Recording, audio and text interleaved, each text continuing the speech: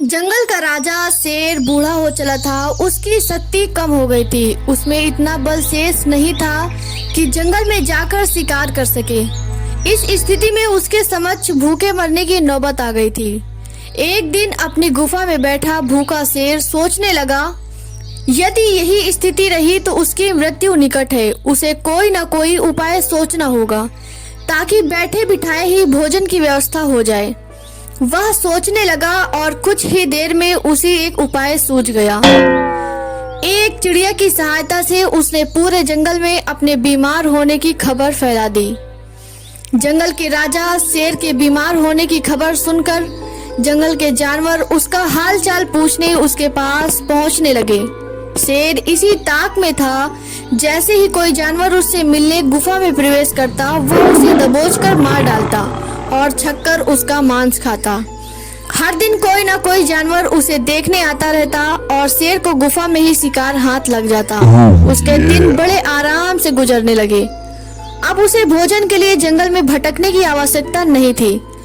बिना मेहनत के उसे अपनी ही गुफा में भरपेट भोजन मिलने लगा था। कुछ ही दिनों में वह अच्छा मोटा हो गया। एक सुबह एक लोमड़ी उसे देखने आई। लोमड़ी चालाक थी। वह गुफा के अंदर नहीं गई, बल्कि गुफा के द्वार पर खड़ी हो गई। वहीं से उसने शेर से पूछा, वनराज, आपकी तबीयत कैसी है? क्या अब आप अच्छा महसूस कर?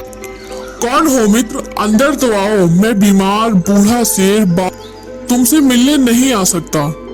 मेरी दृष्टि भी कमजोर है। मैं तुम्हें यहाँ से ठीक से देख भी नहीं सकता। आओ मेरे पास आओ, मुझसे आखिरी बार मिल लो। मैं कुछ ही दिनों का मेहमान हूँ। शेर ने फुसलाकर लोमड़ी को गुफा के अंदर बुलाने का प्रयत्न किया। शेर के बोलते समय लोमड़ी बड़े ही ध्यान से गुफा के आसपास का नजारा ले रही थी। शेर की बात खत्म होते ही वो बोली, वनराज, मुझे क्षमा करें, मैं अंदर नहीं आ सकती। आपकी गुफा में अंदर जाते हुए जानवरों के पैरों के निशान तो है, किंतु बाहर आते हुए नहीं। इसका अर्थ मैं समझ गई। सब कुछ जानते बूझते हुए यदि मैं अंदर आ गई तो उस जानवरों की तरह मारी जाऊंगी जिनके पैरों के ये निशान हैं।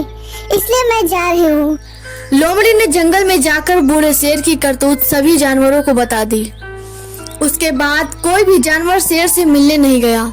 इस तरह अपनी बुद्धिमानी से लोमड़ी ने न सिर्फ अपनी जान बचाई, बल्कि जंगल के अन्य जानवरों को भी शेर के हाथों मरने से बचा लिया।